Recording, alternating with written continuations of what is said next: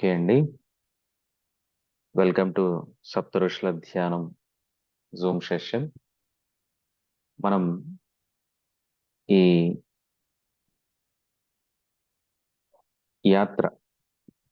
యాత్ర అంటే పుట్టటం, గిట్టటం, మళ్ళీ భూమి మీదకి రావటం, నేర్చుకోవటం. ఈ యాత్రలో ఎన్నో విషయాలని మనం నేర్చుకుంటుంటాం, కానీ సరిగా నేర్చుకోం. ఆ జ్ఞానాన్నంతా మనకు శ్రీకృష్ణ పరమాత్ములు మనకు భగవద్గీత రూపంలో మనకు తెలియజేసి ఉన్నారనమాట. సో ఎప్పుడైతే మనం ఆ జ్ఞానాన్ని పట్టుకోగలమో ఈ భూలోక యాత్ర అనేది చాలా ఈజీగా చేసుకోగలం. ఆ జ్ఞానాన్ని ఒక్కసారి మనం పొందామంటే మళ్ళీ తిరిగి జన్మ తీసుకోవాల్సిన అవసరం ఉండదు. మనం ప్రమోషన్ల మీద ప్రమోషన్లు తీసుకొని పూర్ణాత్మగాను విశ్వాత్మగాను ఎదుగుతూ ఎంతో మంది మళ్ళీ ఈ జీవాత్మలకు మనం జ్ఞానాన్ని ఇవ్వటానికి అవకాశం ఉంటుంది అన్నమాట. సో అంతటి జ్ఞానం ఉంది దాంట్లో. అలాంటి జ్ఞానాన్ని మనకు ఇంత సరళంగా, ఇంత ఆ, ప్రతి ఒక్కరికి అర్థమయ్యే విధంగా మనకు ఎన్నో రోజుల నుంచి great senior master Annapurna madam గారు మనకు చాలా వివరాత్మకంగా తెలియజేస్తున్నారు. ఆ చెప్పడం ఎలా ఉంటుందంటే ఇంకంతే, అది ఫిక్స్ అయిపోతుంది మైండ్ లో అన్నమాట. మన సబ్ కాన్షియస్ మైండ్ లో, మన కణాల మెమరీలో కూడా అది నిలబడిపోతుంది. అంత చక్కగా వివరిస్తున్నారు మేడము. ఆ గీత సారాన్ని ఇవాళ కూడా మనమందరం తీసుకోవటానికి, మనందరికీ తెలియచేయడానికి మేడం విచ్చేసి ఉన్నారు. Welcome madam. Thank you sir. Thank you.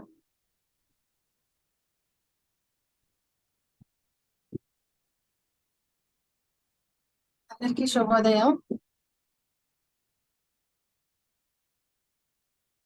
శుభోదయం మేడం.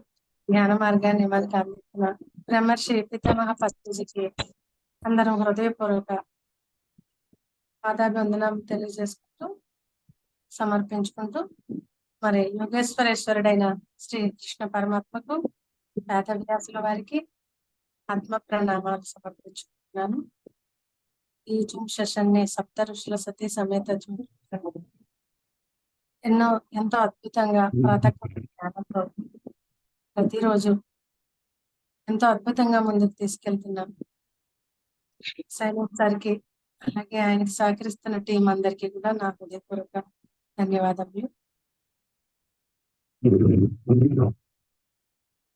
మాస్టర్స్ మరి మనము 1 minute.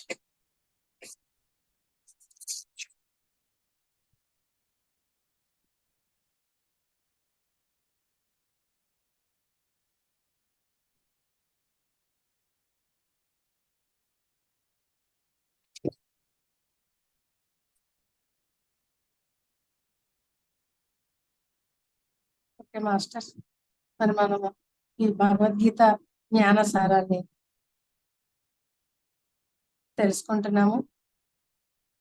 వారానికి ఈ 3 రోజులు ఎంతో చక్కగా మనము ఈ ప్రాతకాల సమయంలో ఈ భగవద్గీత జ్ఞానాన్ని అందుకుంటున్నాము. మరి ఎంతో శ్రద్ధగా ఈ యొక్క జ్ఞానాన్ని వింటున్నాం. మీ అందరికీ కూడా నా హృదయపూర్వక నమస్కారములు. మనము విజ్ఞాన యోగం గురించి 7వ అధ్యాయం విజ్ఞాన యోగం గురించి తెలుసుకుంటున్నాము. ఆ విజ్ఞాన యోగంలో మనం పోయినసారి ఏ శ్లోకం చెప్పుకున్నాం అంటే 14వ శ్లోకం చెప్పుకున్నాం. 14వ శ్లోకం వరకు తెలుసుకున్నాం. విజ్ఞానము అంటే అనుభవ జ్ఞానం అని, మనం ఏదైతే అనుభవపూర్వకంగా పొందుతున్నామో ఆ జ్ఞానాన్ని, అనుభవ జ్ఞానాన్ని సాధన ద్వారా మాత్రమే పొందగలమని మనకి ఈ భగవద్గీత ద్వారా వివరిస్తున్నారు. భగవానుడు వివరించాడు. దానినే ఋషులు, మహర్షులు, యోగులు అందరూ భగవద్గీతని ప్రమాణంగా తీసుకుని, వేదాలని, ఉపనిషత్తుల్ని ప్రమాణంగా తీసుకుని ఈ యొక్క సాధన అనేది చేస్తూ మరి అందరికీ అందిస్తూ మన యోగులు ఋషులు అందరూ కూడా ఆ భగవంతుడినే ప్రమాణంగా తీసుకొని ముందుకు వెళ్ళారు. మరి ఇప్పుడు మనం కూడా అలాగే ఆ భగవంతుడినే ప్రమాణంగా తీసుకుని మనం ఈ భగవద్గీతలో జ్ఞాన సారాన్ని అందుకుంటూ మనం ఆచరణలోకి తీసుకోవడానికి ప్రయత్నం చేస్తూ ఉండాలి. ఏం 14వ శ్లోకం ఏంటి? దైవీ హేష గుణమయీ దైవీ హేష గుణమయీ మమ మాయా దురత్యయా మామే వై ప్రపద్యంతే మాయామేతాం తరంతే.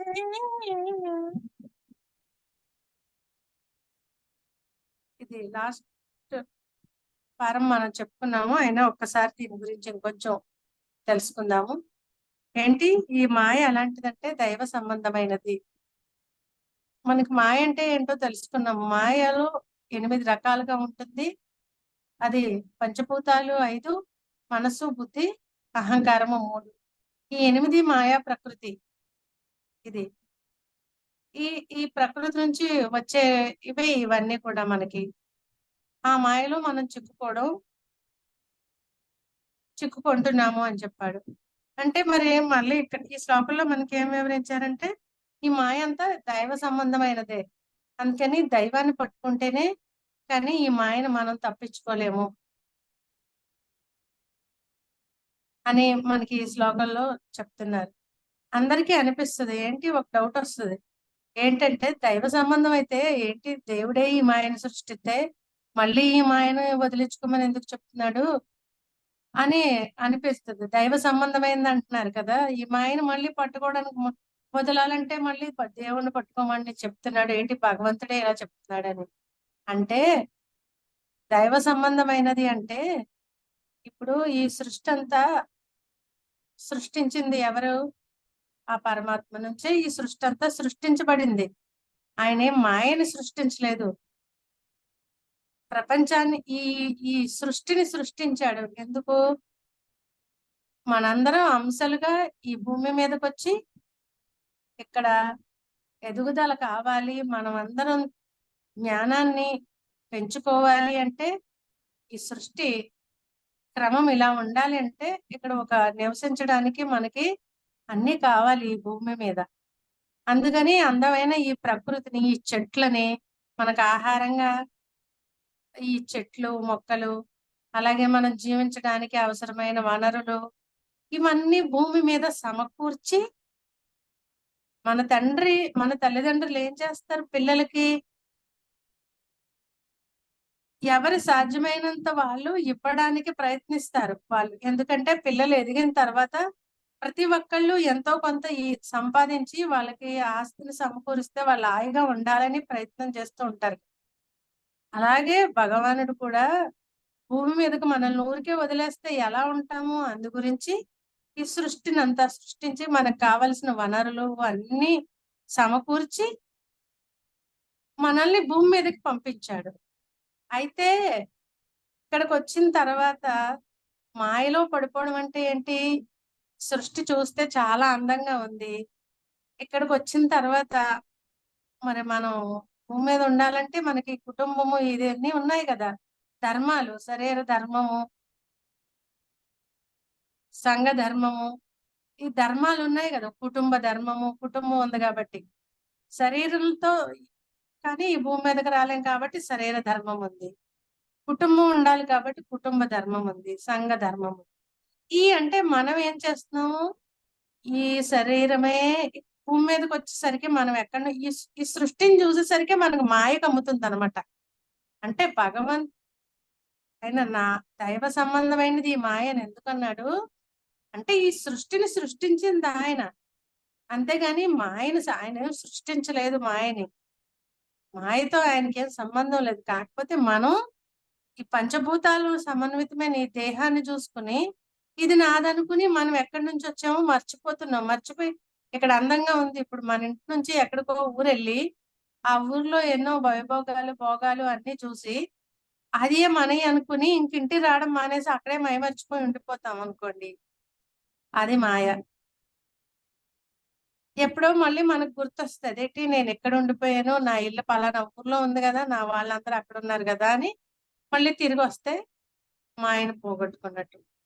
అలాగా ఇప్పుడు ఏం చేస్తున్నాం మనం అందరం, అలా గుర్తు తెచ్చుకోవాలన్నమాట. ఇప్పుడు ఇక్కడ మనం ఈ మాయ అంటే మాయ, ఇదంతా నాదే సృష్టించబడిందంటే ఆయన మాయని సృష్టించలేదు.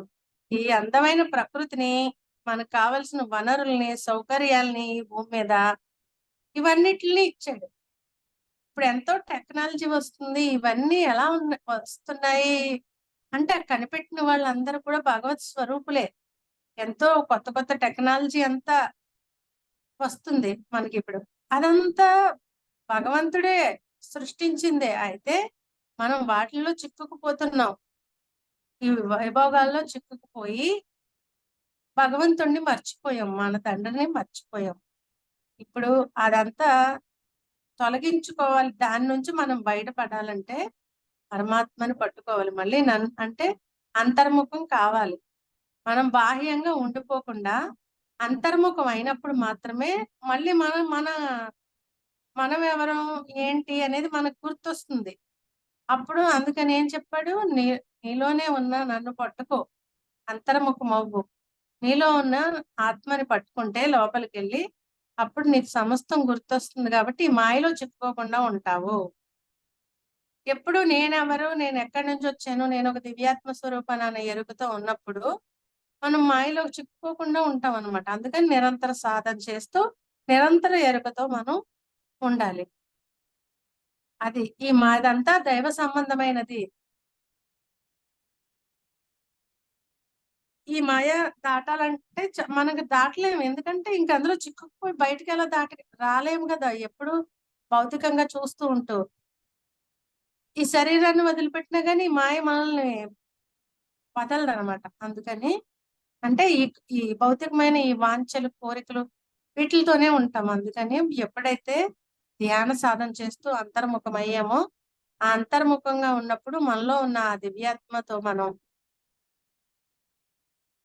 తెలుసుకున్నప్పుడు, నేనెవరిని, ఒక దివ్యాత్మ స్వరూపాన్ని తెలుసుకుని ఆ దివ్యాత్మని పట్టుకున్నప్పుడు అప్పుడు ఈ మాయ మనల్ని ఏమీ చేయలేదు. అంటే భగవంతుడికి తప్ప ఈ మాయ ఎవరికి లొంగదు అని చెప్తున్నాడంటే, మన ఆత్మ మనం ఎవరో తెలుసుకున్నప్పుడు తప్ప మనం ఈ మాయను దాటలేము. నేనెవరో తెలుసుకునే వరకు మేము మాయను దాటలేము. నేను దేహము అనుకున్నంతసేపు ఈ మాయని మనం అధిగమించలేము, వీటిలోనే చిక్కుకొని ఉంటాము. అది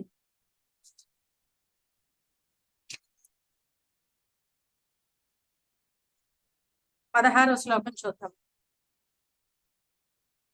చతుర్విధా భజంతే మాం జనా సుకృతినోర్జున ఆర్తో జిజ్ఞాసురర్థార్థి జ్ఞానీ చ భరతర్షభ. చతుర్విధా భజంతే మాం జనా సుకృతినోర్జున ఆర్తో జిజ్ఞాసురర్థార్థి జ్ఞానీ చ భరతర్షభ. అంటే ఓ భరతవంశస్థుడా, ఓ అర్జున, ఏం చెప్తున్నాడు, భక్తులు ఎలా ఉంటారంటే 4 విధాలుగా ఉంటారని చెప్తున్నారు. 4 విధాలైన వాళ్ళు ఉన్నారు భక్తులు. ఎవరు? ఆర్తులు, అర్థార్థులు, జిజ్ఞాసులు, జ్ఞానులు. 4 రకాలుగా ఉన్నారు భగవంతుడిని భగవంతుడిని ఆరాధించే వాళ్ళు. 4 రకాలు. ఎవరు? ఆర్తులు, అర్ధార్థులు, జిజ్ఞాసులు, జ్ఞానులు. 4 రకాలుగా ఉన్నారు. అంటే ఈ 4 విధాలైన వాళ్ళు కూడా కరెక్టే, కానీ వీళ్ళలో నాకు జ్ఞానులే ఇష్టమైన వాళ్ళు అని చెప్తాడు.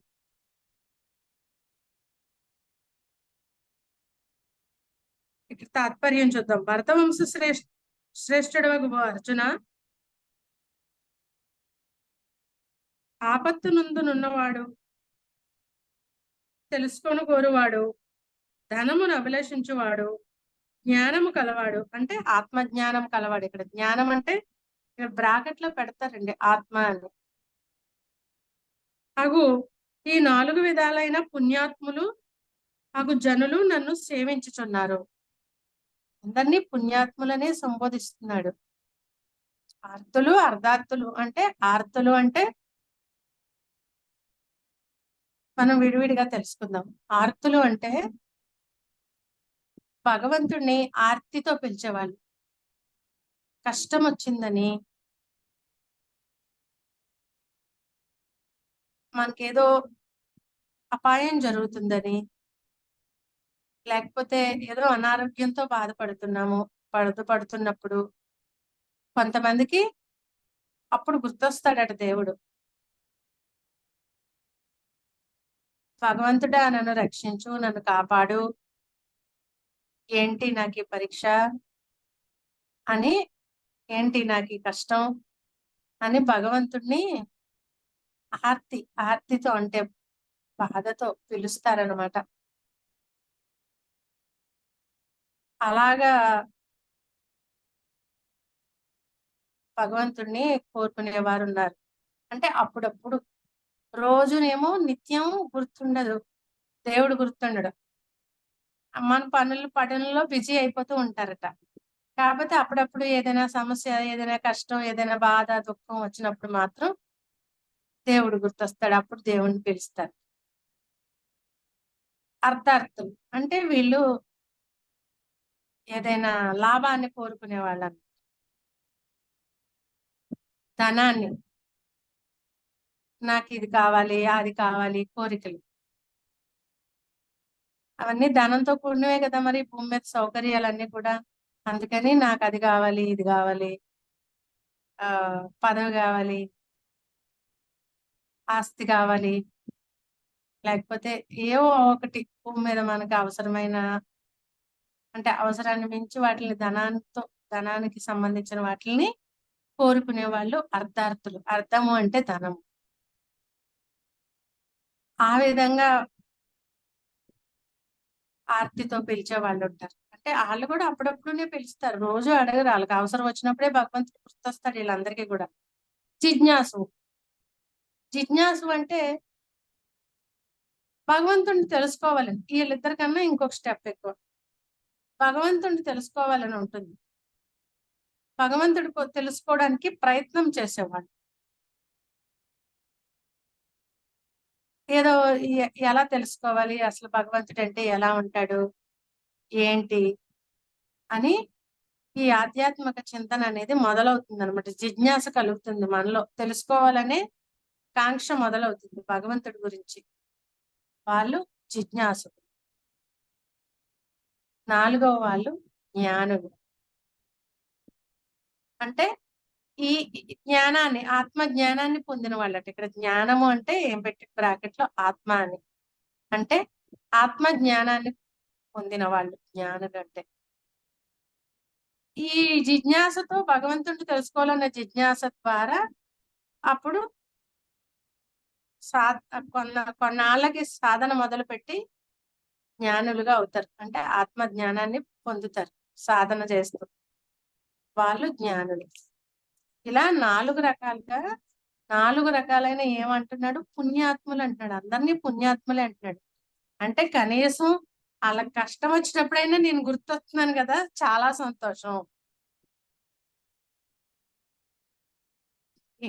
ఇక్కడ ఏం చెప్తున్నాడంటే కనీసం పోనీలే, మొత్తం మర్చిపోకుండా మీకు కష్టం వచ్చినప్పుడు, మీకు బాధ వచ్చినప్పుడు, అలాంటప్పుడైనా నేను ఒకడు ఉన్నానని గుర్తుపెట్టుకుని నన్ను పిలుస్తున్నారు కదా, సంతోషం, పుణ్యాత్ములే అంటున్నాడు. లేకపోతే మీకేదో కోరికలు వచ్చినాయి, అవసరాలు వచ్చినాయి, అవసరాల కోసమైనా నన్ను గుర్తు పెట్టుకున్నారు కదా, నేను ఒకడు ఉన్నాను ఇచ్చేవాడిని అని, అది కూడా సంతోషం. వాళ్ళని కూడా అందుకే పుణ్యాత్ములే అంటారు. ఇక 3వ వాళ్ళు తెలుసుకోవాలని, ఆయన గురించి తెలుసుకోవాలని ప్రయత్నం చేసేవాళ్ళు, వాళ్ళని కూడా పుణ్యాత్ములే అని. ఆత్మ జ్ఞానాన్ని పొందిన వాళ్ళ సాధకులు అందరినీ పుణ్యాత్ములే అన్నాడు. ఇలా 4 రకాలుగా నన్ను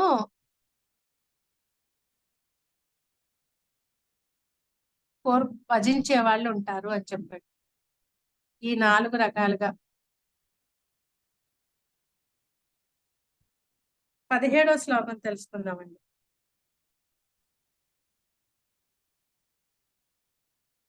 తేషాం జ్ఞాని నిత్యయుక్త ఏకభక్తిర్విశిష్యతే ప్రియో హి జ్ఞానినో అత్యర్థమహం సచ మమ ప్రియః. మళ్ళీ ఇంకొకసారి చెప్తానండి. తేషాం జ్ఞాని నిత్యయుక్త ఏకభక్తిర్విశిష్యతే ప్రియో హి జ్ఞానినో అత్యర్థమహం సచ మమ ప్రియః. ఇక్కడ తాత్పర్యం ఏంటంటే మనకు నలుగురు గురించి తెలియజేశాడు. ఆ నలుగురిలో నిత్యము పరమాత్మతో కూడియుండువాడును, ఒక పరమాత్మ యందే భక్తి కలవాడును అగు జ్ఞాని శ్రేష్ఠుడగుచున్నాడు. అట్టి జ్ఞానికి నేను మిక్కిలి ఇష్టమైన వాడను, అతడును నాకు మిగులు ఇష్టుడే. చూడండి, నలుగురిని పుణ్యాత్ములే అని చెప్పాడు. ఇక్కడ ఏం చెప్తున్నాడు? ఏకభక్తి అంటే ఇంకా రకరకాల భక్తులు ఉండవు, రకరకాల ధ్యాసలు ఉండవు. ఇంకా సాధకుడికి ఆత్మ జ్ఞానాన్ని పొందినవాడు ఇంకా దేని మీదకి దృష్టి పోదు, ఇంకా వేరే వేరే కాదు, వేరే దేని మీదకి పోకుండా కేవలం ఆత్మయందే స్థితమై ఆత్మతోనే ఆత్మస్థితిలోనే ఉంటాడనమాట. ఆత్మ జ్ఞానాన్ని పొందినవాడు, అది ఏకభక్తి. ఇక్కడ నిత్యయుక్తుడు అన్నాడు, రెండు రకాలుగా చెప్పారండి. నిత్యయుక్తుడు, ఏకభక్తి. జ్ఞానంట నిత్యయుక్తుడు, ఏకభక్తి అంట. రెండు రకాలుగా రెండు కలిగి ఉంటాడంట. ఏకభక్తి విశిష్యత అన్నాడు కదా, జ్ఞాని నిత్యయుక్త. జ్ఞాని నిత్యయుక్తుడు అంటే ఎప్పుడు కూడా, ఇప్పుడు వాళ్ళు ఇంకా ముగ్గురు గురించి చెప్పాడు. అప్పుడప్పుడే భగవంతుడిని తలుసుకుంటారు. ఇప్పుడు పొద్దున్నే అందరూ కూడా పూజ చేస్తారండి. పొద్దున్నే దేవుడి గదిలోకి వెళ్ళి దేవుడి గది చక్కగా సర్దుకుని అలంకరించుకుని అక్కడ ఒక దీపం పెట్టి ప్రసాదం పెట్టి నమస్కారం చేసుకుని ఒక పని అయిపోయింది అనుకుని బయటకు వచ్చేసి మళ్ళీ ప్రాపంచిక ఇదిలో పడిపోతారు. ఇంకా అప్పుడు భగవంతుడు గుర్తుండడు. ఇంకా ఆ క్షణం ఆ పూజ చేసే వరకు గుర్తుంటాడు, తర్వాత బయటకు వచ్చేస్తారు. అయితే జ్ఞాని ఏం చేస్తాడు? జ్ఞాని నిరంతరం ఈ ఆత్మ సాధనతో ఉంటాడు. అంటే జ్ఞానే ఎప్పుడు దైవత్వంతో ఉంటాడు అనమాట, దైవంతో అనుసంధానం. ఇప్పుడు చాలా మంది అయ్య బాబోయ్ ధ్యానం చేస్తే ఈ పూజలు వదిలేయాలా, దేవుణ్ణి వదిలేయడం కాదండి. ధ్యానం చేసిన వాడే దేవుడితో నిరంతరం కనెక్ట్ అయి ఉంటాడు. ఇక్కడ అది చెప్తున్నారు. జ్ఞాని అంటే ఆత్మజ్ఞాని, సాధకుడు ఒకసారి దేవుణ్ణి తలుచుకోవడం, ఒకసారి దేవుణ్ణి తలుచుకోకపోవడం ఉండదు. నిరంతరం ఆత్మస్థితిలో ఉండేవాడు సాధకుడు. అంటే ఏదో పొద్దున్నే వెళ్ళి ఒక దీపం పెట్టి నమస్కారం పెట్టి బయటకు వచ్చేసి పనుల్లో పడిపోయి ఇంకా అదే ఈ ప్రాపంచిక విధులతో ఇంకా అసలు భగవంతుడు గుర్తే రాడు వాళ్ళకి. మళ్ళీ ఏ సాయంకాలమో గుర్తొస్తే కొంతమంది దీపం పెట్టుకుంటారు, సాయంకాలం దీపం పెట్టే వాళ్ళు ఉన్నారు దేవుడి గదిలోకి వెళ్ళి. అదొక డ్యూటీ లాగా అయిపోయింది మనకి. ఆహారం ఎలా తింటున్నామో, మన పనులన్నీ ఎలా చేసుకుంటున్నామో రోజు వెళ్ళి ఒక నమస్కారం చేసుకొని వచ్చాడు. అయితే ఆత్మజ్ఞాని సాధకుడు ఏం చేస్తాడు? రోజు సాధన చేయడం వల్ల మనం ఏమవుతుంది? సాధన చేయడం వల్ల ఎరుకతో ఉంటాం కదా. ఎప్పుడూ నేను ఒక దివ్యాత్మ స్వరూపాన్ని నేను ఎరుకతో ఉంటాము. అంటే నిరంతరం దైవానికి సింపుల్ గా చెప్తాను, దైవానికి దగ్గరగా ఉండేది ధ్యానము. నిరంతరం దైవంతో మనం కూడి ఉండేది, దైవానికి దగ్గరగా ఉండేది ధ్యానం మనల్ని దైవానికి దగ్గర చేస్తుంది. అంటే నిరంతర దివ్యాత్మ స్వరూపులుగా మనం ఎరుకతో ఉంటాం. ఈ మిగిలిన 3 రకాలు చెప్పాడు కదా, ఈ 3 రకాల వాళ్ళు అప్పుడప్పుడు తలుచుకుంటారు అంతే. అంటే ఇక్కడ చూసుకోండి, పూజకి ధ్యాన సాధనకి డిఫరెన్స్ చూసుకోండి. పూజ అనేది అప్పుడప్పుడు గుర్తు చేస్తుంది మనకు భగవంతుణ్ణి. ధ్యానం అనేది నిరంతరం మనం భగవంతుడితో కనెక్ట్ అయి ఉండడం, నిరంతరం ఆ దివ్యాత్మతో అనుసంధానమై ఉండడమే ధ్యానం. అంటే ధ్యాని ఎప్పుడు నిత్యయుక్తుడు, అంటే నిత్యము ఆ భగవంతుడు అదే ఆత్మతో అనుసంధానమై ఉంటాడంట. అంటే ఎరుకతో ఉంటాడు, నేను ఒక దివ్యాత్మ స్వరూపాన్ని అనే ఎరుకతో ఉంటాడు అనమాట. అదే భావాన్ని కలిగి ఉంటాడు. సర్వకాల సర్వావస్థల యందు అని చెప్పాడు. అంటే ఇంక ఇప్పుడు అప్పుడు ప్రతి క్షణము ఎంత సాధన చేస్తూ ఉంటే మనం అంతగా ఆ ఆ యొక్క ఆత్మస్థితిలో ఉండగలుగుతాం అనమాట. అంటే కనెక్ట్ అయి ఉంటాం, అంతగా మనతో మనం కనెక్ట్ అయి ఉంటాము. అందుకనే సర్వకాల సర్వావస్థల యందు అన్నాడు. అంటే ఏదో కష్టం వచ్చిందనో, ఏదో కావాలనో, కోరికతోనో ఇలా ఉండదు. ఇంకా వీళ్ళు సాధకులకి ఇంకా అలా ఉండదు ఎప్పుడు. అందుకని నిరంతర ధ్యాన సాధన ద్వారా మనము అది సాధించగలుగుతాం. ఏకభక్తి అంటే ఇంక వీళ్ళకి 2-3 భక్తులు ఉండవని చెప్తున్నాడు. ఏకభక్తే, ఒకటే భక్తి. ఆత్మ ధ్యాసలోనే ఉంటారు, ఆత్మ సాధనలోనే ఉంటారు. పంచభక్తులు, దశభక్తులు, శతభక్తులు అని ఇంక ఇలాగ ఏమి ఉండవు. ఒకే ఆత్మధ్యాసలోనే ఉంటారు అని చెప్తున్నారు. అటువంటి వాళ్ళు పూర్తిగా, అంటే అటువంటి వాళ్ళు భగవంతుడిని వాళ్ళు నన్నే ఇష్టపడతారు, నాకు కూడా వాళ్ళంటేనే ఇష్టం. ఈ నలుగురిలోకి కూడా, ఈ నలుగురిని తక్కువ చేయట్లేదు, కానీ ఆ నలుగురిలోకి కూడా నాకు బాగా ఇష్టమైన వాళ్ళు, ప్రియమైన వాళ్ళు ఎవరంటే ఆత్మ సాధకులు, ధ్యాన సాధకులు అని చెప్తున్నాడు. ఆత్మ జ్ఞానాన్ని పొంది ధ్యాన సాధన చేసేవాళ్ళు అందరిలోకి కూడా నాకు ఇష్టమైన వాళ్ళు అని చెప్తున్నాడు ఈ శ్లోకం ద్వారా. తేషాం నిత్యయుక్తాం ఏకభక్తిర్ విశిష్యతే ప్రియో హి జ్ఞానినో. అంటే అటువంటి వాళ్ళు నాకు ప్రియమైన వాళ్ళు, వాళ్ళకి నేను ప్రియమైన వాడిని, నాకు వాళ్ళు ప్రియమైన వాళ్ళు. ఇక్కడ ప్రేమతోనే ఉంటారు తప్పితే కోరికలు లేవు స్థితి కదా. అందుకని కేవలం ఆ ప్రేమతోనే ఉంటారు, భగవంతుడి పట్ల ప్రేమతోనే ఉంటారు సాధన చేసే కొద్ది. అందుకని ఇది వాళ్ళకి నేను ప్రియమైన వాడిని, వాళ్ళు నాకు ప్రియమైన వాళ్ళు చెప్తున్నాడు. 18వ శ్లోకం చూద్దామండి. ఉదార సర్వ ఏవైతే జ్ఞానీత్వాత్మైవ మే మతం అస్థిత సహి యుక్తాత్మ మామేవానుత్తమాం గతిం. ఇంకొకసారి. ఉదార సర్వ ఏవైతే జ్ఞానీత్వాత్మైవ మే మతం అస్థిత సహి యుక్తాత్మ మామేవానుత్తమాం గతిం. అంటే వీరందరూ అంటే పైన తెలిపిన 4 భక్తులు. ఇక్కడ 4 భక్తుల గురించి మనకు చెప్పాడు. ఈ 4 భక్తుల్లో మంచివారే అని చెప్తున్నాడు. కానీ జ్ఞాని సాక్షాత్తు నేనే అని నా అభిప్రాయము. ఎలా అనగా అతడు నాయందే చిత్తమును స్థిరముగా నెలకొల్పి నన్నే సర్వోత్తమమైన ప్రాప్య స్థానంగా నిశ్చయించి ఆశ్రయించుకొని ఉన్నవాడు. అంటే పైన తెలిపిన 4 మంచి వాళ్ళే, అందరూ పుణ్యాత్ములే అని ముందే చెప్పాడు కదా. 4 పుణ్యాత్ములే, 4 మంచి వాళ్ళే. కాకపోతే జ్ఞాని సాక్షాత్తు నేనే అని అభిప్రాయంతో ఉంటాడు.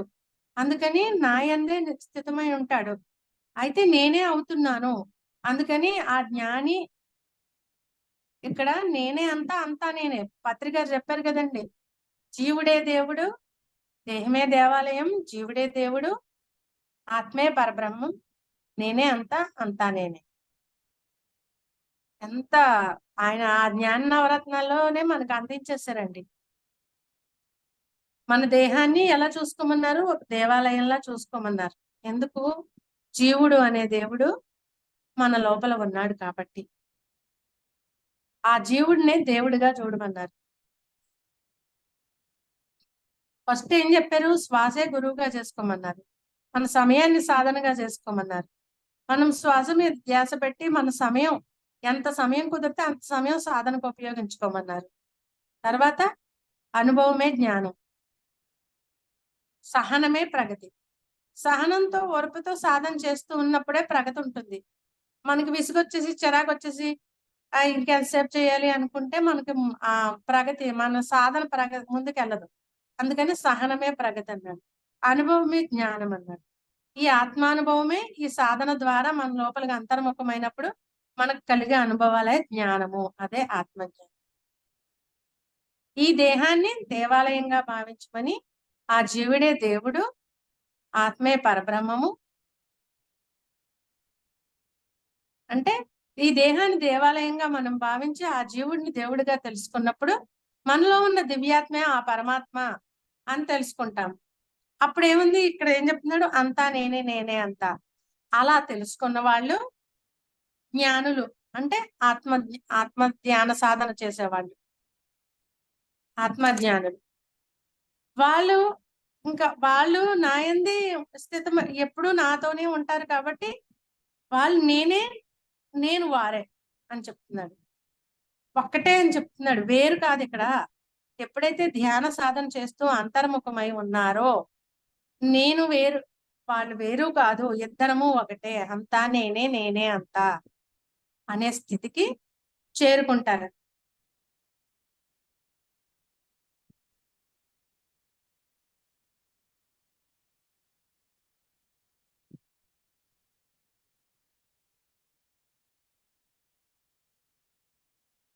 ఇదే భక్తుడు సాక్షాత్తు భగవంతుడిగా మారిపోతాడు అనమాట. ఆ 3 స్థితుల్లోనూ భక్తుడిగా ఉన్నవాడు ఎప్పుడైతే సాధన మొదలు పెట్టాడో, సాధన మొదలు పెట్టేసరికి ధ్యాన సాధనలో తానే దేవుడని తెలుసుకుంటున్నాడు. సాక్షాత్తు భగవంతుడిగా మారిపోవడం ఏంటి? తన లోపలే దైవం ఉంది అని మనం తెలుసుకుంటున్నాం. ఎంత చక్కగా వివరించారు చూసారండి. ఇవన్నీ మన గురువు గారు ఎంతో చక్కగా అందించేశారు. ఏంటంటే మనం అరటిపండు వలుచుకుని తినక్కర్లేకుండా ఆయనే వలిచేసి సింపుల్ గా చిన్న చిన్న పదాలతో. ఇప్పుడు భగవద్గీతని ఎంతమంది అర్థం చేసుకోగలుగుతాము?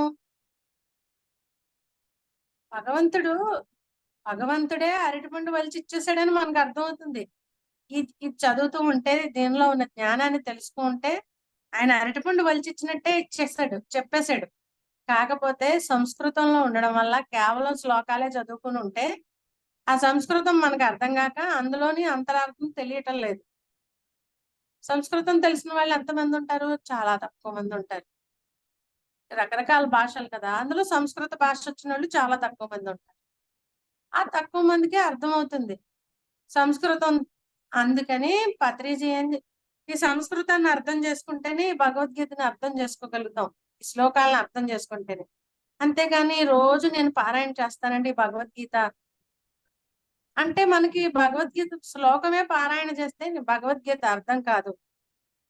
అర్థం తెలుసుకుని దాని లోతులకు వెళ్తేనే ఆ సంస్కృత అర్థాన్ని మనం తెలుసుకుంటేనే భగవద్గీత అర్థమవుతుంది.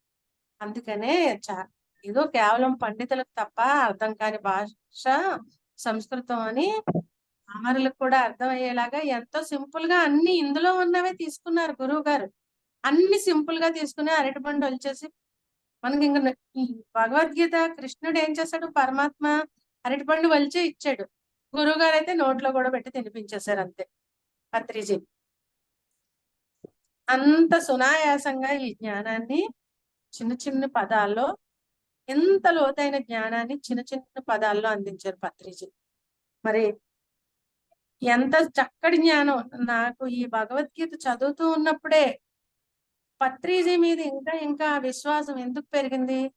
ఆయన చెప్పే వాటి పట్ల ఇంకేదైనా దీని తర్వాతే, దీన్ని మించింది ఇంకేదీ లేదు, అన్ని దీనికి కిందే, ధ్యానమే హైయెస్ట్ అనేది ఎలా తెలుసుకోగలిగాను అంటే ఈ భగవద్గీత పత్రిజీ యొక్క ఆ జ్ఞానాన్ని పొంది మళ్ళీ ఈ భగవద్గీత చదువుతున్న తర్వాత ఆయన చెప్పేవన్నీ ఎస్ కరెక్ట్, ఇంకేదే ఉత్తమమైనది అని నేను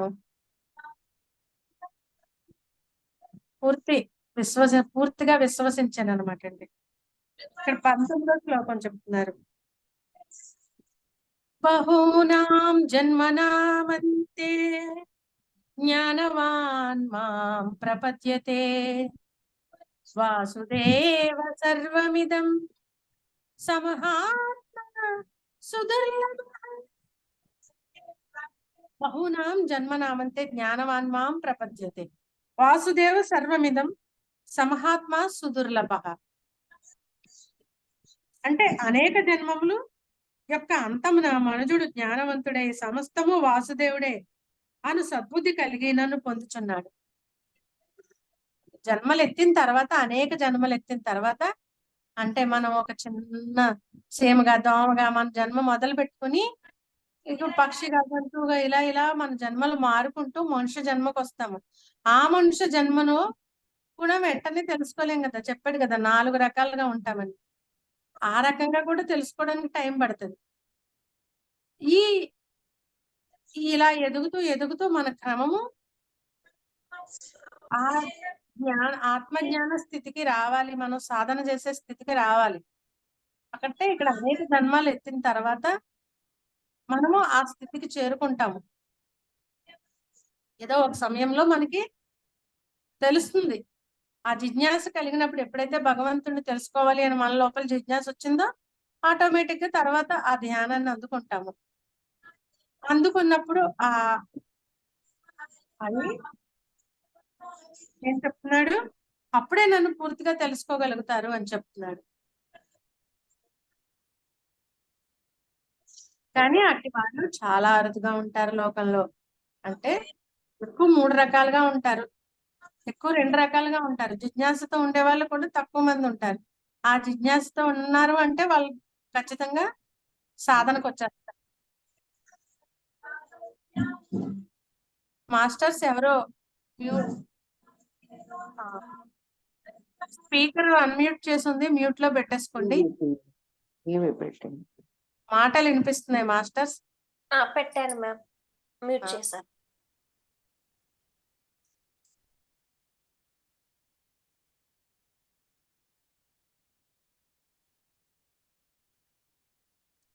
మనం మనిషిగా జన్మ తీసుకున్న కాడి నుంచి కూడా ఈ సంసార చక్రంలో మనం మనిషిగా కాదు, భూమి మీదకి సేమగా దోమగా వచ్చినప్పటి నుంచి జనన మరణ చక్రంలోనే తిరుగాడుతూ ఉన్నాము.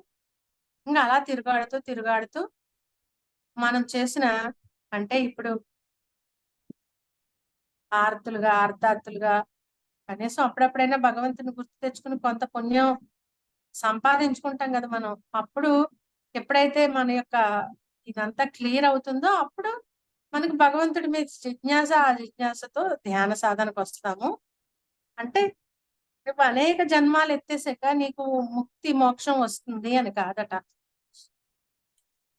మనం ఇంకా అంటే మనం ఏం చేయకుండా ఏది పొందలేమని చెప్తున్నాడు అనమాట. మనం సాధన చేయకుండా ముక్తిని మోక్షాన్ని పొందలేరు, అంటే జ్ఞానాన్ని పొందలేరు. ఎప్పుడైతే జ్ఞానం మనకు కలిగిందో అదే మోక్షం. మనం ఎవరమో మనం ఎప్పుడైతే తెలుసుకున్నామో మనం మోక్షం పొందినట్టే.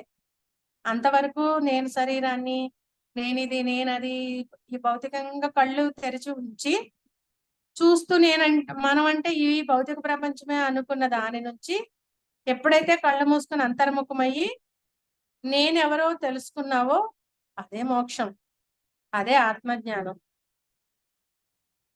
ఆ జ్ఞానం ఎప్పుడైతే మనకు వచ్చిందో మోక్షం పొందేసినట్టే అని చెప్తున్నారు ఈ శ్లోకంలో. అంటే అనేక జన్మాలు ఎత్తిన తర్వాత నువ్వు మోక్షాన్ని పొందేస్తారు మనుషులు అని కాదు. అనేక జన్మములు ఎత్తిన పిదప ఏదో ఒక సమయం మనకు వస్తూ ఉంటుంది. మన ఆత్మస్థితులు మనం ఎన్నో చెప్పుకున్నాం కదా, ఆత్మ ఎదుగుదల ఎన్ని రకాలుగా ఉంటుందని. అవన్నీ దాటుకుని మన యొక్క ఆత్మ బాలాత్మగా, యవనాత్మగా, ప్రౌఢాత్మగా, వృద్ధాత్మగా, విముక్తాత్మగా ఇలా ఈ స్థితులు మారుకుంటూ వచ్చినప్పుడు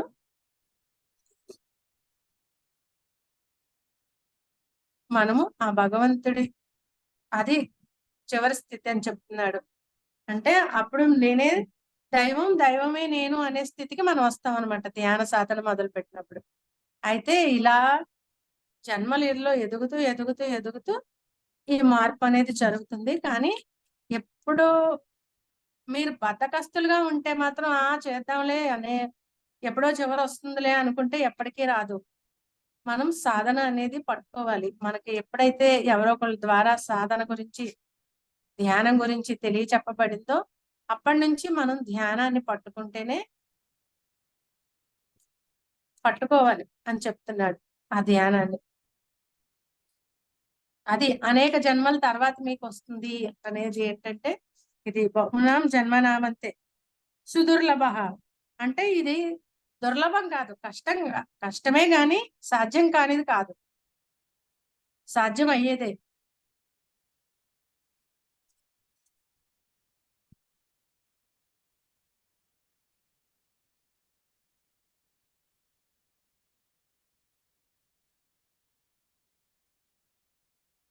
ఇక్కడ ఇంకా ఇంకా ఏం చెప్తున్నాడంటే అండి ఈ శ్లోకాల్లో, అసలు అంటే దేవతల్ని ఆరాధించడం గురించి, ఆ దేవతల నుంచి వచ్చే వాటిని మనం ఏమనుకుంటాము, ఇప్పుడు ఒక్కొక్కళ్ళు ఒక్కో దైవాన్ని ఆరాధిస్తూ ఉంటారు కదా. నాకు రాముడు అంటే ఇష్టం, నాకు కృష్ణుడు అంటే ఇష్టం. ఇవన్నీ ఇవన్నీ ఈ ఈ శ్లోకాల్లో మనం తెలుసుకుందాం. ఇది కూడా అవసరం. ఎందుకంటే ఇంత విపులంగా భగవద్గీత ఇచ్చాడు. అంత విపులంగా తెలుసుకున్నప్పుడు ఖచ్చితంగా మనం దీన్ని వదిలిపెట్టాం. దేన్ని వదిలిపెట్టాం? ధ్యాన సాధన. ఇందులో ఉన్న జ్ఞానం ఇంత విపులంగా తెలుసుకున్నప్పుడు ఇంక ఖచ్చితంగా అసలు ఎట్టి పరిస్థితుల్లోనూ ఎవరు ధ్యానాన్ని వదలరు ఎవరు కూడా. అందుకని అంత వివరంగా దీంట్లో ఉన్నదాన్ని మనం 100% శ్లోకాలు కాకపోయినా కొన్ని ముఖ్యమైన వాటిని మనం చూద్దాం. 20వ శ్లోకం గురించి చెప్తానండి.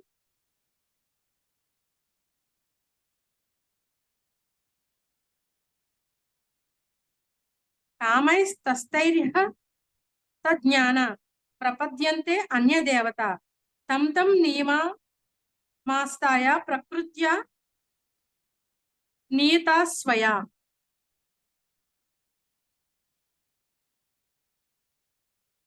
కామైస్తస్థై అర్హత జ్ఞాన ప్రపద్యంతే అన్యదేవత తం తం నియమాస్తాయ ప్రకృత్యా నీతా స్వయా. ఇక్కడ ఏం చెప్తున్నాడంటే, కొందరు తమ యొక్క ప్రకృతి జన్మాంతర సంస్కారం చే ప్రేరేపింపబడిన వారై విషయాదులందరి కోరికలచే వివేకమును కోల్పోయి దేవతారాధన సంబంధమైన ఆయా నియమములను అవలంబించి ఇతర దేవతలను భజించుతున్నారు. అంటే ఇక్కడ ఏంటంటే అసలు ఉన్నదంతా ఇక్కడ ఒక్కటే, వేరుగా లేదు. ఉన్నదంతా ద్వైతమే, అద్వైతమే. ద్వైతం లేదు ఇక్కడ. ద్వైతము, విశిష్టాద్వైతము, అద్వైతము. ద్వైతం అంటే భగవంతుడిని వేరుగా చూసేవాళ్ళు. నేను వేరు, భగవంతుడు వేరు, రెండుగా చూసేవాళ్ళు అనమాట. మనల్ని భగవంతుడిని వేరు చేసి రెండుగా చూసేవాళ్ళు ద్వైతులు. విశిష్టాద్వైతులు అంటే ఇంకొంచెం ముందుగా, ఇంకొంచెం పెరవలేదు, బెటర్ గా వచ్చిన వాళ్ళని. అద్వైతము అంటే ఇంక ఒకటే, ఇంక రెండు లేదు అక్కడ, ఉన్నది ఏకత్వమే, ఒక్కటే. అంటే ఇక్కడ మనకు ముందు చెప్పాడు కదా, ఎవరైతే ఇలా ధ్యాన సాధనలో ఈ 4వ స్థితిలో ఉన్న వాళ్ళు నన్ను తెలుసుకున్నప్పుడు నేనే వాళ్ళు, వాళ్ళే నేను, వేరు కాదు రండి ఇద్దరము అని. అదే అద్వైతం. నేను భగవంతుడు వేరు కాదు, ఇద్దరు ఒక్కటే అని తెలుసుకోవడమే అద్వైతం. ఏకత్వం ఒకటే చూస్తాం ఇక్కడ. అయితే ఈ కోరికలతో ఉన్న వాళ్ళు ఈ జన్మాంతర ఈ సంస్కారాల వల్ల ఈ జనము ఎక్కువ మంది ఏం చేస్తారు, ఒక్కొక్కళ్ళు ఒక్కో దేవుణ్ణి పూజిస్తారు. భగవంతుణ్ణి వేరువేరుగా చూస్తున్నాం, ఎన్నో రూపాల్లో చూస్తున్నాం. అంటే అదే భగవంతుడు కృష్ణుడుగా వచ్చాడు, అదే భగవంతుడు, అదే చైతన్యం, అదే దివ్య చైతన్యం ఈ రకరకాలుగా రాముడుగా, కృష్ణుడుగా, బుద్ధుడుగా, ఇలా రకరకాల జన్మలు ఆయన అదే చైతన్యం నుంచి వచ్చినవే ఈ జన్మలన్నీ కూడా. కానీ మనం అసలైన ఆ దివ్య చైతన్యాన్ని వదిలేసి ఈ జన్మల రూపంలో వచ్చిన ఈ రూపాన్ని చూసి ఆ రూపాలకే పూజలు చేస్తున్నామట. మనం ఏం చేస్తున్నాము అంటే ఇక్కడ కోరికల వల్ల, ఈ కోరికల వల్ల మళ్ళీ మారిపోతూ ఉంటాం, షిఫ్ట్ అయిపోతూ ఉంటాం. రాముడిని పూజించే వాళ్ళు వాళ్ళ కష్టాలు తగ్గట్లేదు అనుకోండి, మళ్ళీ కృష్ణ భక్తికి, మళ్ళీ ఇంకొక భక్తికి, బాబా, ఇంకా లేకపోతే ఈ మధ్య ఏం చేస్తున్నారు, యేసు ప్రభు అయితే ఎక్కువగా ఇస్తున్నాడని క్రిస్టియానిటీకి వెళ్ళిపోతున్నారు. హిందువులందరూ క్రిస్టియానిటీలోకి వెళ్ళిపోతున్నారు. యేసు ప్రభు దేవుడు తక్కువ వాడని కాదు, ఏంటంటే ఈ మార్పు ఎందుకు చేస్తున్నారంటే ఆ క్రైస్తవ మతంలోకి వెళ్ళిపోతే ఎక్కువ ఏవో ఇంకా వస్తాయేమో, మనం ఈ హిందూ దేవుళ్ళని పట్టుకుంటే హిందూ దేవుళ్ళు సరిగ్గా ఇవ్వట్లేదు అని. ఇలా ఎన్ని మతాలు మారినా ఏమి ఫలితం లేదు.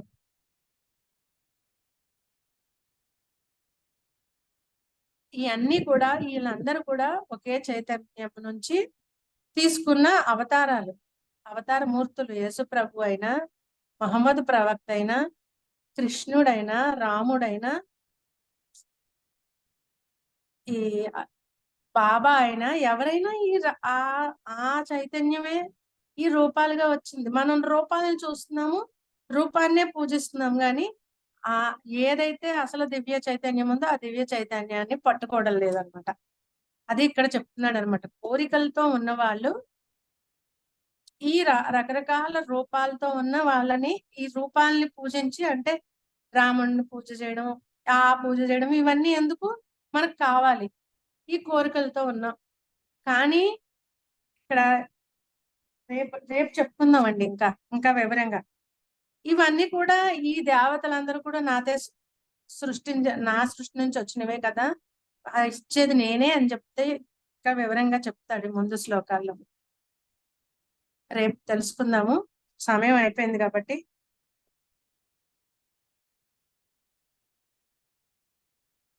Thank you masters.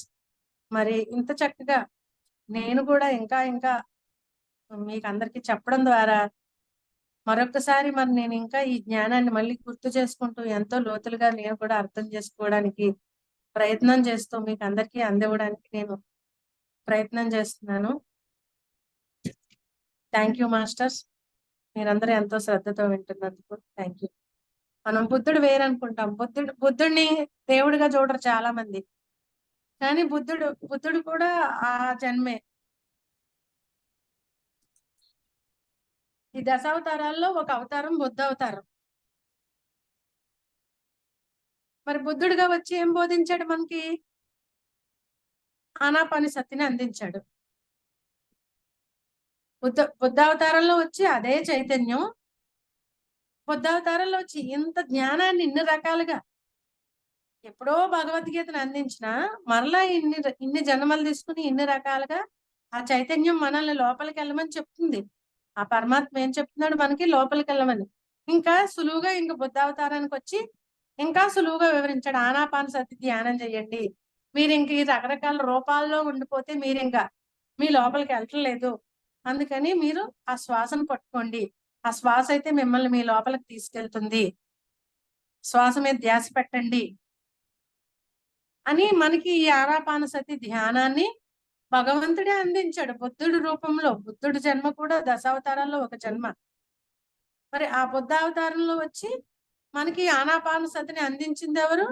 ఆ పరమాత్మే ఇంకొక జన్మ తీసుకుని అలా వచ్చి ఇంకా సులువుగా, ఇంకేంటంటే ఇలా కూడా తెలియట్లేదు, కనీసం ఎంత సులువైన మార్గం మీ ముక్కులోనే ఈ ముక్తికి మార్గం ఉంది, మీ శ్వాసే మీ గురువు అని మనకి అంత సింపుల్ గా బుద్ధావతారంలో బుద్ధుడు మనకు అందించాడు.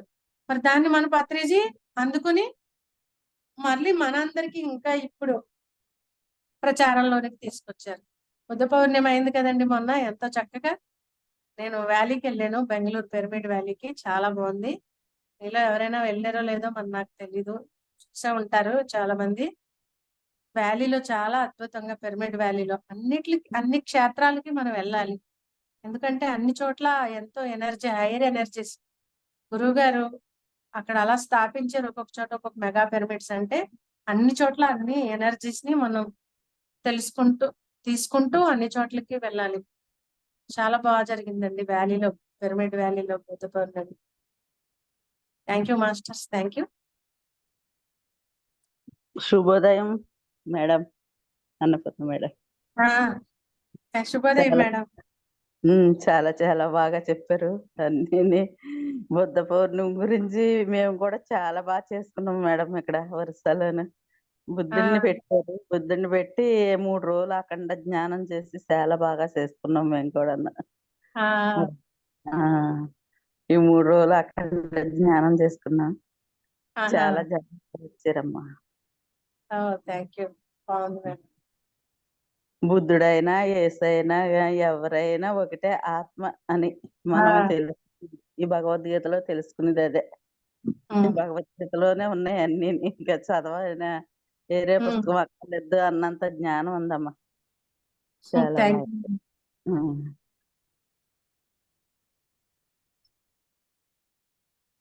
Thank you Yashoda madam. ఇంకా ఎవరైనా అన్నపూర్ణ మేడంతో మాట్లాడాలనుకుంటే అన్మ్యూట్ చేసుకొని మాట్లాడండి.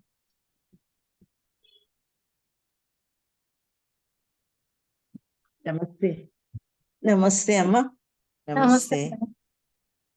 నమస్తే. చాలా బాగా చెప్తున్నారు మీరు.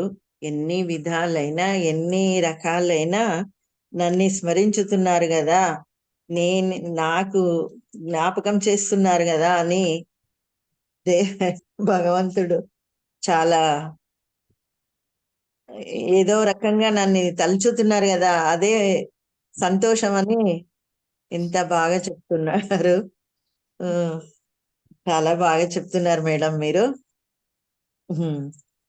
థ్యాంక్ యూ చాలా మేడం. చాలా చెప్తున్నారు. థ్యాంక్ యూ మేడం, మీకు ధన్యవాదములు, శతకోటి ధన్యవాదములు. నమస్తే. Shailesh thank Reddy you sir. Nagaratna madam. Thank you, thank you, thank you sir. Thank you. Thank you madam. Sunitha Thank you. Madam మాట్లాడతారా? నమస్కారం మాస్టర్. నమస్కారం అన్నపూర్ణ మ్యామ్. చాలా చాలా థ్యాంక్ యూ మ్యామ్. మీ అమూల్యమైన సమయాన్ని కేటాయించి మాకు ఎంత వివరంగా వివరిస్తున్నారు, ఎంత జ్ఞానాన్ని అందిస్తున్నారో. నేను ఎప్పుడు అనుకునేదాన్ని, ఇవన్నీ దేవుడే సృష్టించాడా అని. అంటే సృష్టిని సృష్టించింది భగవంతుడే అని తెలుసు. ఈ మాయలు కూడా దేవుడే సృష్టించారేమో, మళ్ళీ ఇలా ఉండాలి అలా ఉండాలని మళ్ళీ అంటారు ఎందుకు అని ఎప్పుడు నాకు అదే డౌట్. ధ్యానంకి వచ్చిన తర్వాత కూడా నా కోసం మిమ్మల్ని మీరు క్లియర్ చేసుకోండి ఫస్ట్ అంటే, లేదు నాకు దేవుడి కోసమే తెలుసుకోవాలని. అప్పుడు సీతాయనం బుక్ కొన్ని అప్పుడు అవి చదివిన తర్వాత నాకు రిలాక్స్ అయింది. ఓకే, ఇలా వాళ్ళు కూడా ఎక్స్పీరియన్స్ కోసం ఈ జన్మ తీసుకున్నారని అర్థమైంది. ఇంకా మనం ఎక్కువ సమస్యల్లో ఈ మాయలో ఇరుక్కుపోకుండా, ఇబ్బందులు పడకుండా ఉండడానికి భగవంతుడు మానవ జన్మ తీసుకొని మనకు ఒక మంచి దారిని చూపించడానికి వాళ్ళు అవతారం తీసుకున్నారని నేను అర్థం చేసుకున్నాను ma'am. Thank you madam. Thank you ma'am. చాలా ప్రతి పాయింట్ చాలా బాగుంది, మంచిగా అనిపించింది నాకు మాత్రం. చాలా హ్యాపీగా ఉంది ma'am. Thank you so much ma'am. Thank you. ముఖ్యంగా ఇది థ్యాంక్ కూడా యూ. చెప్పండి. ఎప్పుడెప్పుడు కళ్ళు తిరుగుతామా ధ్యానంలో నుండి అన్నట్టుగా ఉండేదాన్ని. కాకపోతే ఇంకా మన గ్రూప్ లోకి వచ్చిన తర్వాత చాలా మారాను. అంటే కొంచెం ఓపికగా చేయగలుగుతున్నాను. క్లాస్ అయిపోయేంత వరకు కూర్చోవాలి అని చాలా నేర్చుకుంటున్నాను. అంతకు ముందైతే ఎప్పుడైపోద్దా ఆ టైం, 1 అవర్ ఎప్పుడైపోద్దా, ఎప్పుడు కళ్ళు తెరుద్దామా అనేలాగానే ఉండేది. అదే సహనం ఉండాలి అని చెప్పారు కదా మేడం. ఇంకా నాకు చాలా రావాలి. కాకపోతే మారడానికైతే ప్రయత్నిస్తున్నా బాగా. Thank you ma'am. Thank you madam. Thank you master. Thank you Sunitha madam. Lakshmi madam మాట్లాడతారా?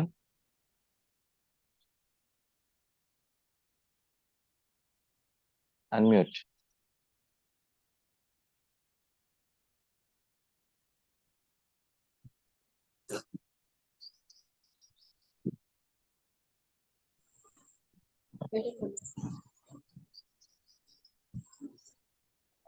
మీరు చెప్పారు మాయ అనేది మనలో ప్రవేశించకుండా ఉండాలి అంటే పంచేంద్రియాలు, మనసు, బుద్ధి, అహంకారాలు వీటిని పట్టి మాయ అనేది ఉంటుంది.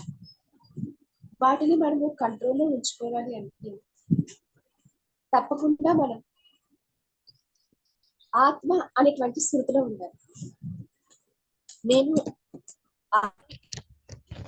నేను ఆత్మను అని ఎప్పుడైతే మనము ఒక స్థితిలో ఉంటామో, ఆ ఎరుకతో ఎప్పుడైతే ఉంటామో, అప్పుడు ఈ మాయ అనేటువంటిది దాటగలుగుతాము.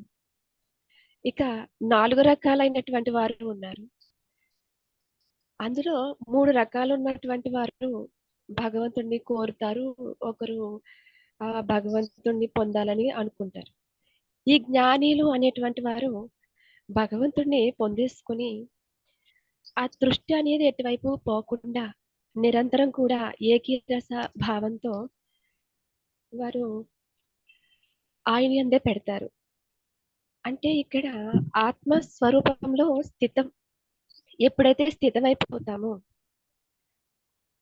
పూర్ణాత్మగా మనం కూడా అయిపోతాం. ఎప్పుడైతే పూర్ణాత్మగా అయిపోతామో ముక్తి, మోక్షము అనేటువంటివి మనకి జీవించకుండగానే లభిస్తాయి. చాలా బాగుంది మేడం, మీ యొక్క వివరణ చాలా క్లియర్ గా ఉంది. Thank you ma'am. Thank you.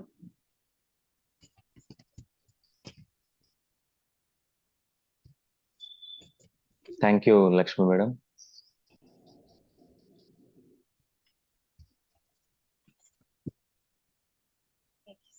Ushasri గారు. నమస్తే అండి. జీవాత్మ పరమాత్మ అవ్వడానికి భగవద్గీత అనేది కృష్ణుడు చెప్పిన మార్గము. కాకపోతే దాని యొక్క పూజా రూమ్ లోనో ఎక్కడో ఒక చోట పెడతారు. ఈ జ్ఞానం ద్వారా మీరు అందరికీ అందించేసి జీవాత్మ పరమాత్మ చేస్తున్నారమ్మా. థ్యాంక్ యూ అమ్మా. Thank you. Thank you. Thank you. Nirmala madam. నమస్తే అమ్మా అన్నపూర్ణ గారు. నమస్తే. వారం వారం మాకు ఈ జ్ఞానాన్ని అందిస్తున్నటువంటి మీకు శతకోటి వందనాలు. భగవద్గీత అంటే ఏదో మేము చదువుకోవటం, శ్లోకాలు చదువుకోవటం అది అంతవరకే కానీ ఇంత జ్ఞానం దీంట్లో అందిస్తున్న ప్రతిదీ ఇంత వివరంగా వివరిస్తే చెప్తున్నందుకు ఎంత కృతజ్ఞతలు తెలిపినా చాలదమ్మా. వాళ్ళు చెప్పారు 4 రకాలైన వాళ్ళ గురించి. ఆ భగవంతుడు ఎంత దయామయుడో చూడండి. ఏ రకంగా చేసినా వాళ్ళు పుణ్యాత్మ. నన్ను తలుచుకున్నా తలుచుకోకపోయినా ఎప్పుడో ఒకసారి తలుచుకున్నా. ఎంత బాగా చెప్పారమ్మాయి. ఆ స్థితిలో అదే తర్వాత అద్వైతం గురించి. అద్వైతం అంటే ఏంటో అనేది చాలా సార్లు అర్థం కాదు. అర్థం కాని స్థితి అందరికి. అద్వైతము ఏంటి ద్వైతము విశిష్టాద్వైతము అంటే ఏంటో అని అనుకుంటాం. ఏదో అది వీళ్ళకి ఆధ్యాత్మికవేత్తలకు మట్టుకే తెలుస్తుంది, మనకు తెలియదు అనే స్థితిలో ఉండేవాళ్ళం. అద్వైతం అంటే ఉపాసన ఒక్కటే అని చెప్పటం.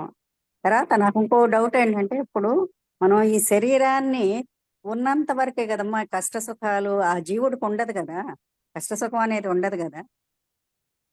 ఉండదు కదా. మనం ఇక్కడికి వెళ్ళిన తర్వాత ఈ కష్టము, సుఖము, దుఃఖము ఇవన్నీ కూడా అనుభవించేది మన ఈ శరీరానికి మట్టి. అంతేనా? శరీరంతో అయితే ఉంటాం. తర్వాత జీవుడు ఆ శరీరాన్ని వదిలేసిన తర్వాత ఈ ఆత్మకు అవన్నీ ఏమి ఉండవు కదా? ఉంటాయా దానికి కూడా? అంటే అక్కడికి వెళ్ళిన తర్వాత కూడా మనం వెళ్ళే లోకాలు వేరుగా ఉంటాయి మేడం. ఇక్కడ మన స్థితులను బట్టి మనం అక్కడ వెళ్ళే లోకాల గురించి ఇంకా మనకి ముందు అధ్యాయంలో చెప్తారు. అవి అంటే ఇప్పుడు మనం చేసుకున్న ఫలాలు ఎలా ఉన్నాయో దానిని బట్టి మనం అక్కడ కూడా ఆయా లోకాల్లో ఉండడం. స్వర్గలోకాలని అంటే మనకి చెప్తారు కదా, స్వర్గలోకాలు, కింద లోకాలు, అధమ లోకాలు. అంటే మనం ఇక్కడ మన యొక్క అదే ఇక్కడ ఈ స్థితి ఎలా ఉందో దాన్ని బట్టి మనం అక్కడ కూడా మనం ఆయా లోకాలకు వెళ్తాం. అక్కడ కష్ట సుఖాలు అనుభవించడం కాదు. మళ్ళా భూమి మీదకి వచ్చే వీటిలన్నిటిని క్లియర్ చేసుకుంటూ ఉండాలి. మళ్ళీ సాధన చేసుకోవాలన్నా భూమి మీదకే రావాలి. అక్కడ సాధనకి అవకాశం లేదు. దేహం కావాలి కదా సాధనకి. అంటే మనం అంతటికీ భూమి మీదకే రావాలి మరలాను. కాకపోతే ఇక్కడ మనన్న ఏ స్థితిని మనం పెంచుకుంటూ వెళ్తామో దాన్ని బట్టి అక్కడ కూడా మనకి ఆయా లోకాల్లోనే ఉంటాము. అది తెలియక చాలా మంది అయ్యో ఈ కష్టాలన్నీ తట్టుకోలేమేమో అని చెప్పి ఆత్మహత్యలు చేసుకునే వాళ్ళు బోళ్ళంత మంది ఉంటారు. ఈ శరీరం ఎందుకు అని చెప్పి ఈ శరీరం ఆత్మహత్య చేసుకుంటారు కదా. ఆత్మహత్య ఇప్పుడు మనకి ఏంటంటే దాన్ని ఒకలాగా అంటే ఆ ఎగ్జామ్ రాయలేక ఫెయిల్ అయిపోవడం అనమాట. ఇప్పుడు 10th క్లాస్ నుంచి ఇంటర్కి వెళ్ళాలంటే ఎగ్జామ్ రాయాలి. ఆ ఎగ్జామ్ రాయలేకపోవడం, ఎగ్జామ్ ఫెయిల్ అయిపోవడం. కానీ మళ్ళీ ఇంటర్కి వెళ్ళాలంటే మళ్ళీ అదే ఎగ్జామ్ రాయాలి కదా. ఎప్పటికైనా ఆ ఎగ్జామ్ రాసి పాస్ అయితేనే ఇంటర్కి వెళ్తారు. అలాగే ఇప్పుడు ఒక సమస్య వచ్చి ఆ సమస్యను తట్టుకోలేక ఎవరైనా ఆత్మహత్య చేసుకున్నప్పుడు మరలా జన్మ ఎలా ఉంటుందంటే అదే సమస్యతో పుడతారు. మళ్ళీ అదే సమస్యను తెచ్చుకుంటారు. ఆ సమస్య నువ్వు అధిగమించాలి. నీకు ఇచ్చిన అది ఆ ఎగ్జామ్ నీకు ఎగ్జామ్ పెట్టాడు. నువ్వు నేర్చుకున్న ఈ దానికి లెసన్ కి ఆ ఎగ్జామ్ ని పాస్ అవ్వాలి. పాస్ అయ్యే వరకు దాన్ని దాటే వరకు మనకు వచ్చిన సమస్యను దాటే వరకు మరలా జన్మ తీసుకుని మళ్ళీ వస్తారు వాళ్ళు. వచ్చి మళ్ళీ అదే సిచ్యుయేషన్ తో అదే సమస్య ఎదుర్కొంటారు, ఫేస్ చేస్తారు. అప్పుడు కూడా దాటలేకపోతే మళ్ళీ జన్మ తీసుకుని మళ్ళీ అదే సిచ్యుయేషన్. అంటే పాస్ అవ్వాలి మనం. అంటే ఈ కష్టాన్ని దాటడం అంటే పాస్ అయిపోవడం, ఎగ్జామ్ పాస్ అయిపోవడం అనమాట. అలాగా మనం సమస్యల్ని అన్నిటిని కూడా సహనంతో ఓర్పుతో దాటేస్తూ ఉంటాం. దాటాలి. అది పూర్తిగా మనం దాటాలంటే మధ్యలో ఎస్కేప్ అయిపోకూడదు అనమాట. ఆ ఆత్మ ఏం చేస్తుంది, ఆత్మహత్య చేసుకుని ఇక్కడ నుంచి ఈ సమస్య నుంచి ఎస్కేప్ అయిపోవడం అనమాట. అంటే వెళ్ళిపోతే ఇంక మనకి ఇది ఉండదు కదా అని. కానీ తెలియక చేసే పని. మళ్ళీ అదే సేమ్ సమస్యని మళ్ళీ మరుజన్మలో ఎదుర్కోవాల్సి వస్తుంది. అది అందుకని ఆత్మహత్య చేసుకోకూడదు. ఈ జీవుణ్ణి చంపే హక్కు ఎవరికీ లేదు. బలవంతంగా చంపకూడదు కదా. ఎన్నాళ్ళు ఉండాలనుకున్నాం అన్నాళ్ళు ఈ జన్మ పూర్తి చేసుకుని వెళ్ళాలి. అంటే మన లెసన్స్ అన్ని ఈ జన్మలో మనం తెచ్చుకున్న లెసన్స్ అన్ని పూర్తి చేసుకోవాలి. పూర్తి చేసుకోకపోతే మరలా జన్మకి అది వాయిదా పడుతుంది అనమాట. అప్పుడైనా తప్పదు. మరి కొంతమంది చిన్న వయసులోనే యాక్సిడెంట్ కి గురై చనిపోతారు కదమ్మా, అటువంటి వాళ్ళకి మరి ఏంటి అది వాళ్ళకి శిక్ష అనుకోవాలా? జరిగేవండి వాటికి ఏముండదు. అది యాక్సిడెంట్స్ అవన్నీ వాళ్ళు కావాలని యాక్సిడెంట్ చేసుకోరు కదా. అదే ఓకే. అవన్నీ ఇప్పుడు వీళ్ళకి తెలిసే జీవాత్మ ప్రపంచ నియమాల్లో ఉంటుంది. ఇలాంటి విషయాలన్నీ కూడా చాలా వివరంగా ఉంటాయి. జీవాత్మ ప్రపంచ నియమాలు అనే బుక్ చదవండి అందరూ. థ్యాంక్ యూ అమ్మా. ఇంత జ్ఞానాన్ని అందిస్తున్నటువంటి మీకు కృతజ్ఞతలమ్మా. Thank you. ఇంకా ఆయురారోగ్య ఐశ్వర్యాలతో ఇంకా ఎంతో జ్ఞానాన్ని మాకు అందరికి అందిస్తూ ఉండాలి మీరు. Thank you.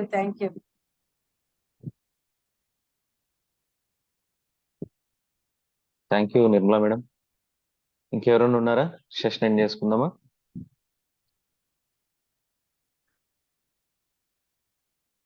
Okay. Thank you Annapurna madam. Thank you so much. Master, kids class కోసం